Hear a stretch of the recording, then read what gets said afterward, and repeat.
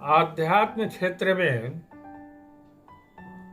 गुरु पूर्णिमा का विशेष महत्व है। कल है दिनांक 13 जुलाई को आषाढ़ पूर्णिमा हो रहा है। इस पूर्णिमा को गुरु पूर्णिमा के नाम से जाना जाता है। इस दिन चाहे वो व्यक्ति अध्यात्म के रहस्य को जानते हों या नहीं जानते हों, सभी लोग अपने गुरु की पूजा, आराधना, सेवा निश्चित रूप से करते हैं। आज इस गुरु पूर्णिमा के पूर्व संध्या पर मैं गुरु गीता के 2 श्लोक उद्धृत कर उनका ही भाव में व्यक्त करूंगा, जो आजकल प्रत्येक कर्मकांड के समय में इस मंत्र का लोग उच्चारण करते हैं, भले ही इसके भाव को वे समझें या ना समझें। पहला मंत्र तो है गुरुर्ब्रह्मा गुरुर्विष्णु गुरुर्देव महेश्वर गुरु साक्षात परब्रह्म तस्मै श्री गुरवे नमः।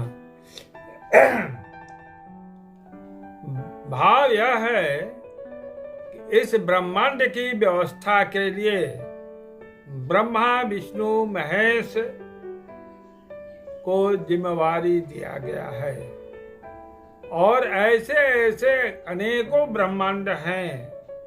उस सारे ब्रह्मांडों पर नियंत्रण संचालन करने वाले एक हैं, जिनको परब्रह्म परमात्मा कहा जाता है।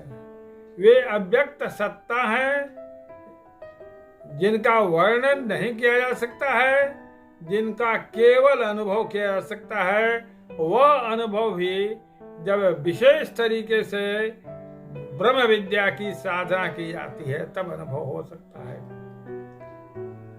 वह परब्रह्म परमात्मा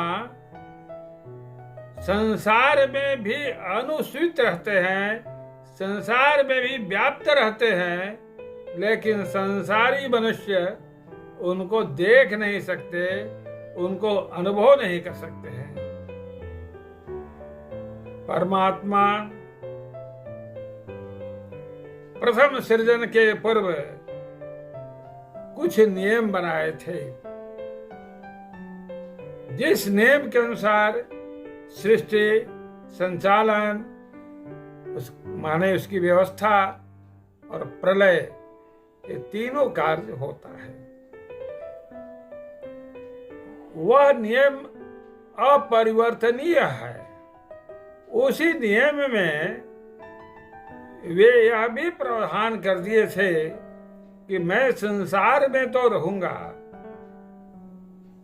हमारी जो पूर्ण व्याप्ति है इसको तो सीमांकित नहीं किया जा सकता है, लेकिन ऋषि लोग इसको त्रिपाद ऊर्ध्व उदयित पुरुषः पादोस्तेहा भवत पुनः, यह कह करके संकेत दिए हैं कि 3 भाग, अपने व्याप्ति के 3 भाग, जो ऊपरी भाग है वहां पर वो परब्रह्म परमात्मा अपने स्वप्रकाश में देदीप्यमान रहते हैं, और एक भाग में जहां सृष्टि होता है, जहां पर प्रकृति है, इसके चराचर में वे व्याप्त रहते हैं, लेकिन सर्वसाधारण व्यक्ति से छिपे रहते हैं।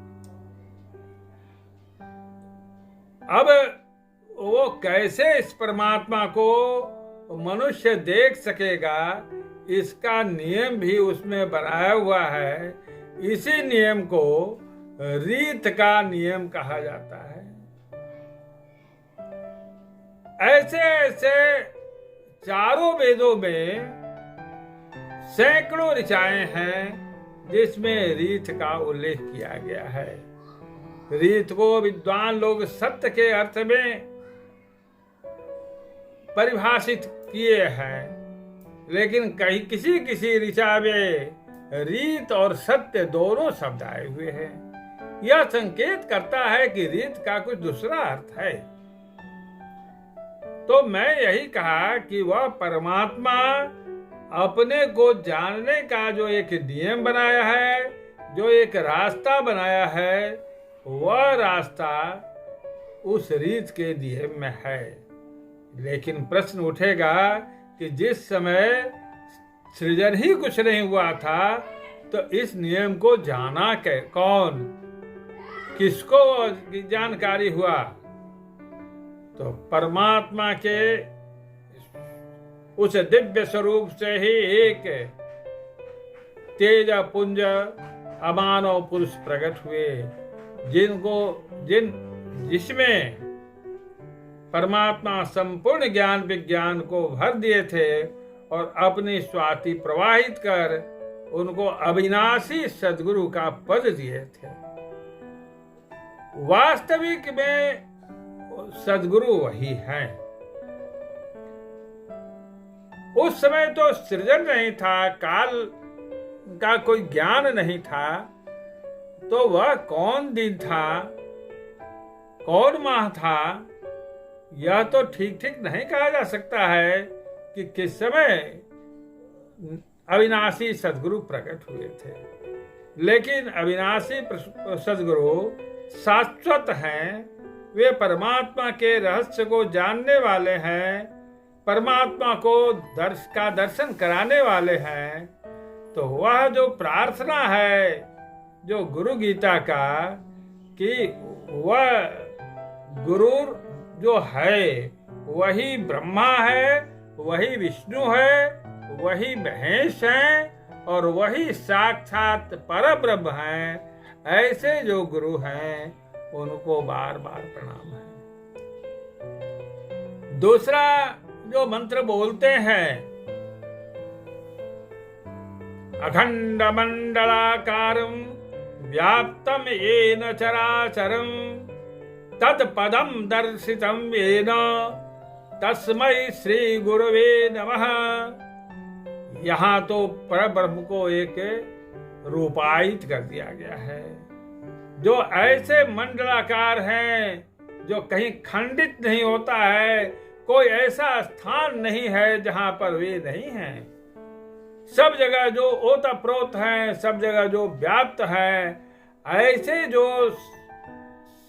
सर्वव्यापी सर्वाधार वो जो सत्ता है, उनको जिसने साक्षात्कार कर लिया है, उनको जिसने उस रीत के नियम से ब्रह्म विद्या की साधना करके जो उनका साक्षात्कार कर लिया है, वही व्यक्ति प्रकृति मंडल में भी उनको अनुभव करते रहता है, देखते रहता है और यहाँ भी वह आनंद का अनुभव करता है। ऐसे जो व्यक्ति हैं जिनमें वो सद्गुरु की धार प्रवाहित है, ऐसे सद्गुरु को बार बार प्रणाम है। उपनिषद कहता है कि आप ब्रह्म विद्या की जिज्ञासा के लिए जाइए, किसके पास? श्रोत्रिय और ब्रह्मनिष्ठ गुरु के पास। श्रोत्रिय वह है जिसको संपूर्ण ज्ञान विज्ञान आ रहा, केवल वेद की ऋचा बोलने वाला नहीं, उसके रहस्य को समझने वाला हो। और ब्रह्मनिष्ठ वह हुआ जिससे परमात्मा का साक्षात्कार कर लिया हो। वहां जाइए और उनको साष्टांग प्रणाम कीजिए और उनसे ब्रह्म विद्या बतलाने की याचना कीजिए। यह उपनिषद कहता है। अब यह पूर्णिमा की बात आई। इस पूर्णिमा का विशेष महत्व होता है व्यास देव जी के जन्म के समय में। हम लोग जानते हैं कि व्यास देव जी पराशर ऋषि के पुत्र थे और वे जन्म लेने के साथ ही वयस्क हो चुके थे, विरक्त हो चुके थे और साधना करने के लिए हिमालय पर चले गए थे। ऐसे संत का जन्म जिस दिन हुआ था वह था आषाढ़ पूर्णमासी। इसलिए इसको व्यास जयंती के रूप में भी इसको मनाते हैं। दूसरे महापुरुष हुए जिनको कि हम महात्मा बुद्ध कहते हैं। महात्मा बुद्ध ज्ञान प्राप्ति के लिए बोध गया में कठिन साधना में लगे हुए थे। बहुत काल तक साधना करने पर भी उन्हें कुछ बोध नहीं हुआ। तब वे कहे कि अन्न जल को हम त्याग देंगे। ऐसा जीवित रहने से क्या फायदा है कि जब ज्ञान ना मिले। अन्न जल के त्याग करने से उनमें बैठने की शक्ति भी नहीं रह गई थी। वे पड़े हुए थे, लगता था कि वो मृत शरीर है। आषाढ़ के मौसम में शादी विवाह का लग्न भी रहता है। आसपास की कुछ औरतें शादी के पश्चात जो चौठारी होता है उसमें गांव के बाहर भी किसी वृक्ष के पास कहीं कहीं जो कुछ देवताओं की मान्यता है वहां पर जाती हैं गीत गाते हुए, और उनको वह गुड़ का खीर और दाल भरा हुआ पूरी या भोग लगाते हैं। ऐसे ही गीत गाते हुए औरतें पहुंची हुई थी जहां पर गौतम बुद्ध मृत प्राय पड़े हुए थे। किसी औरत का ध्यान गया, कहीं कि लगता है कि यह कोई मरा हुआ व्यक्ति यहाँ पड़ा हुआ है। तब तक कुछ शरीर डोला, नहीं नहीं चलो चलो देखो, लगता है कि वह प्राण है उसमें। वहां गए तो देखे करे इसमें तो प्राण है, जा वही खीर लाओ। बरियारी उनके मुंह में खीर डाल दिए और वही जो पूजा का पानी था वह डाले। जैसे ही अन्न जल शरीर के अंदर प्रवेश हुआ, शक्ति का संचार हुआ और वेल गीत गा रही थी। बीड़ा के तार को इतना मत कसो कि उससे वह तार टूट जाए, और इतना ढीला मत रखो कि वह स्वर ही न निकाले। बस यह सुनते के साथ गौतम बुद्ध बैठ गए, बोलने लगे, बोध हो गया, बोध हो गया। क्या बोध हो गया? दोनों जो अति हैं, कठिन